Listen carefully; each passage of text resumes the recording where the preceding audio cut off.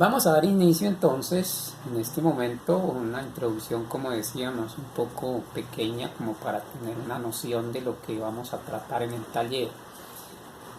Al ciclo de Abraham, recordemos que no le llamamos una historia de los personajes, le llamamos ciclo porque se toma el personaje al ser a que se haga referencia para redactar o hacer la composición de la historia de salvación que el pueblo hebreo descubre dentro de su mismo medio.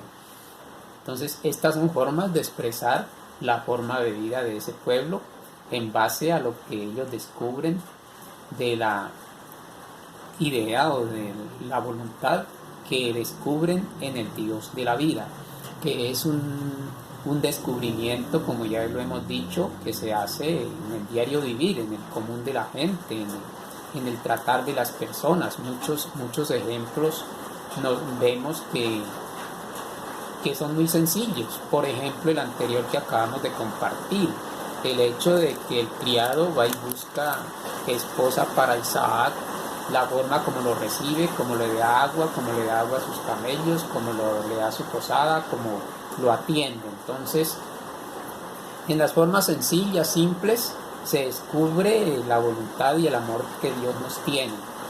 Pasando entonces ya al ciclo de Isaac, tomamos el capítulo 25, versículo 20, dice: cuando Isaac tenía 40 años, tomó por esposa a Rebeca. Ya sabemos quién es Rebeca. Rezó a Dios por su mujer, que era estéril. El Señor la escuchó y Rebeca, su mujer, quedó en embarazo. Es curioso ver cómo en este encuentro también, en este matrimonio, la esposa es estéril. Recordemos que la esposa de Abraham era estéril. Después tienen sus hijos, pero inicialmente es estéril. Dice: pero las criaturas se maltrataban en su vientre, y ella dijo, lo que dijo Rebeca cuando quedó en embarazo, y termina más abajo comentando que tuvo gemelos. Miremos lo que dice entonces Rebeca: en estas condiciones vale la pena vivir. Y fue a consultar al Señor. El Señor le respondió: 2 naciones hay en tu vientre, 2 pueblos se separan en tus entrañas, y un pueblo vencerá al otro, y el mayor servirá al menor. A continuación, entonces habla de los gemelos que nacieron de Rebeca con Isaac. Dice a continuación: salió primero uno todo pardo y peludo como un manto, y lo llamaron Esaú. Detrás salió su hermano, agarrando con la mano el talón de Esaú, y lo llamaron Jacob. Entonces es el nacimiento de el par de gemelos, Esaú y Jacob. Continuamos en el versículo 27. Crecieron los chicos. Esaú se hizo un experto cazador, hombre agreste, mientras que Jacob se hizo honrado beduino. Aquí ya se da el inicio de los 2 tipos de culturas. La primera hace referencia precisamente al nombre de Esaú. Dice que experto cazador, hombre agreste. Esto de ser cazador, pues lógicamente hace referencia al derramamiento de sangre, y agreste por ser un hombre como inquieto, como desjuiciado y como fuera del camino. Mientras que Jacob, dice, se hizo honrado y beduino. Honrado, pues lógicamente seguidor de la palabra de Dios, de la voluntad de Dios. Beduino es un nómada, es un pastor nómada. Lógicamente hace referencia al personaje o a la persona árabe. Dice en el versículo 28: Isaac prefería a Esaú porque le gustaban los platos de caza. Rebeca prefería a Jacob. Mientras Isaac prefería a Esaú por lo que le traía, le alimentaba, le daba, Rebeca prefería a Jacob. Continuamos entonces mirando estas dos clases sociales, por decir algo. estas dos culturas. En el versículo 29 leemos: un día que Jacob estaba guisando un potaje, volvió Esaú agotado del campo. Esaú dijo a Jacob: déjame comer un poco de esa comida rojiza, que estoy agotado. Por eso le llaman Edom. En otro pasaje podemos estudiar a qué se referencia este nombre Edom. Respondió Jacob: véndeme ahora mismo tus derechos de primogenitura. Esaú replicó: yo estoy que me muero, ¿qué importan los derechos de primogenitura? O sea, Esaú vende sus derechos de progenitura, tenía todo el derecho por ser el hijo mayor. Jacob lo compra, en lo más simple, ahí sí es cierto, se puede decir, por un simple plato de lentejas. De ahí nace esa gran diferencia, y ahí comienza la trama de toda esta historia de este par de hermanos. La pregunta entonces sería para nosotros hoy y ahora: ¿qué tanto nosotros estamos dispuestos, o muchas veces en disponibilidad, de vender nuestra dignidad, nuestra honestidad, nuestra personalidad, por lo más simple, lo más sencillo, lo más desdiciente? Lógicamente, aquí se habla de un plato de lentejas.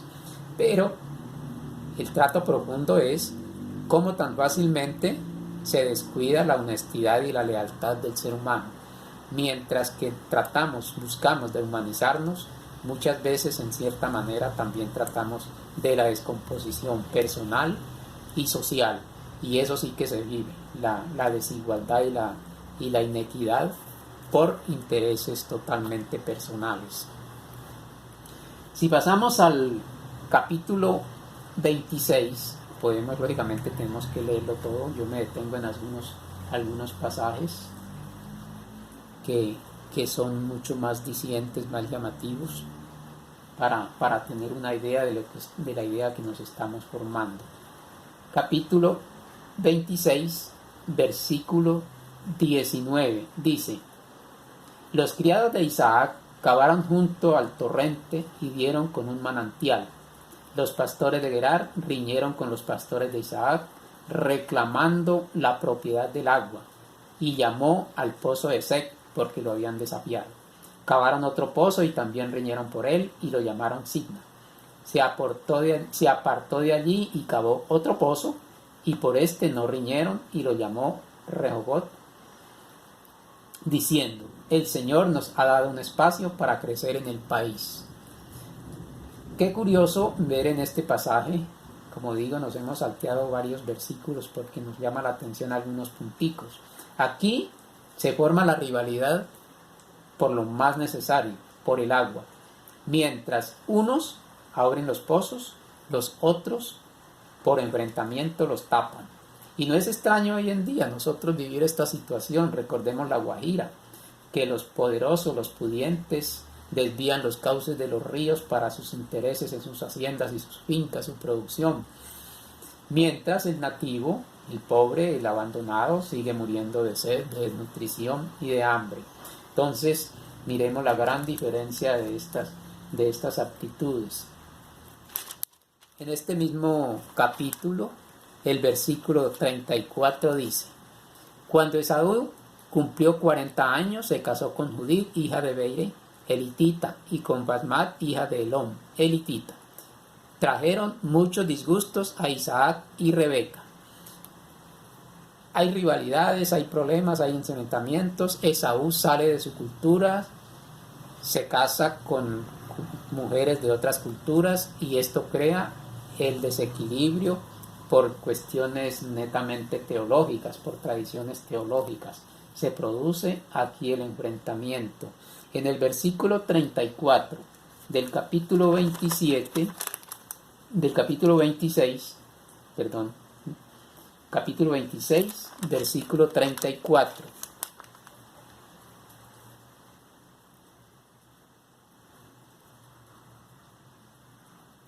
Al oír Esaú las palabras de su padre, dio un grito atroz lleno de amargura y pidió a su padre que lo bendijera.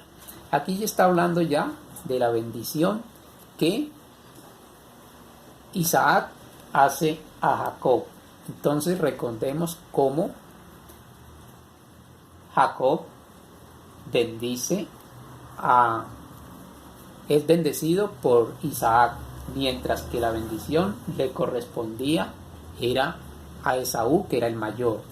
Esaú, lógicamente, se había ganado la bendición, como decimos, por ser el primogénito. Pero aquí vienen las jugadas, las curiosidades y las habilidades. Rebeca interviene por Jacob y hace que él sea quien recibe la bendición.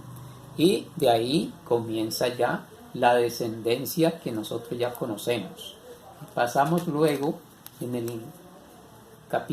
el versículo 46, dice: Rebeca dijo a Isaac: estas mujeres hititas que me hacen la vida imposible, si también Jacob toma mujeres hititas del país, ¿cómo estás?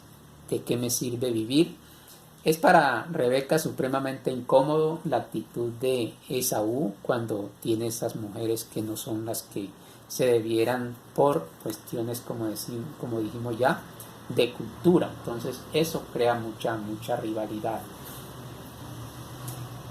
Hasta aquí entonces más o menos es lo que Isaac nos muestra dentro de su vida. Lógicamente la tarea nuestra en casa es leer y releer, reflexionar y analizar la bendición que da Isaac a su hijo, cómo se logran hacer este cambio.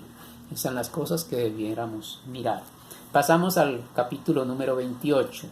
En este capítulo es cuando ya comienza el enfrentamiento ya a mayor escala de Esaú con Jacob, porque ya viene lo que Esaú había dicho de cuando muriera su padre, entonces él iba a asesinar al hermano para volver a recuperar sus derechos. La mamá de Jacob, lógicamente, le insinúa que tiene que salir de su tierra, huir para poder librarse de la muerte. En el capítulo 29, encontramos entonces cómo Jacob llega donde un familiar, donde Labán, que es un tío, y ahí trabaja por Raquel para ser la esposa, y también trabaja por Lía. Labán le hace una jugada y le cambia la mujer porque Lía es la mayor y debe entonces casarse con Lía primero antes que con Raquel, porque Raquel es menor. Curiosamente, Raquel también es estéril. Y allí comienza entonces ya el nacimiento de lo que conocemos hoy como la descendencia o las tribus de Israel, que son los mismos nombres de los hijos de Jacob. Recordemos que cuando leemos estos pasajes, Jacob tiene hijos en varias mujeres por diferentes motivos. Y así, entonces se forma ya la sociedad o descendencia de Jacob. En el capítulo 30, entonces Raquel siente envidia porque pues no puede tener hijos. Entonces la hermana es la que tiene los hijos, hacen unas promesas, unos arreglos y puede tener los hijos. Ya finalizando el capítulo 30 viene ya el trabajo que comentan que hace Jacob a Labán por las mujeres, sus hijas, y entonces comienza ya la partición de lo que Jacob le ha ganado a Labán. Podemos entonces nosotros mirar las diferentes actitudes de cada personaje. Recordemos que estos personajes no son otra cosa que la simbología de lo que es cada cultura, cada pueblo. Son los dos pueblos, el pueblo de Israel, las otras culturas, las rivalidades. Y continúa entonces la descendencia desde Abraham, de Isaac, y ya llegamos a Jacob. Yo creo que por ahora este análisis es un poco rápido, pero que nos sirve para tener una idea de lo que vamos a desarrollar en el taller. Les insisto mucho, repitamos mucho las lecturas, los puntos a tener en cuenta para que podamos tener clara esta idea. Próximamente después del taller, entonces hacemos una nueva reflexión, un poco más despacio, más concentrada, y la compartimos. Como decimos, continuamos esperando sus apuntes, sus ideas, sus sugerencias. Que tengan feliz tarde, feliz resto de día, pasémosla bien, Dios nos bendiga, hasta la próxima, que estén muy bien.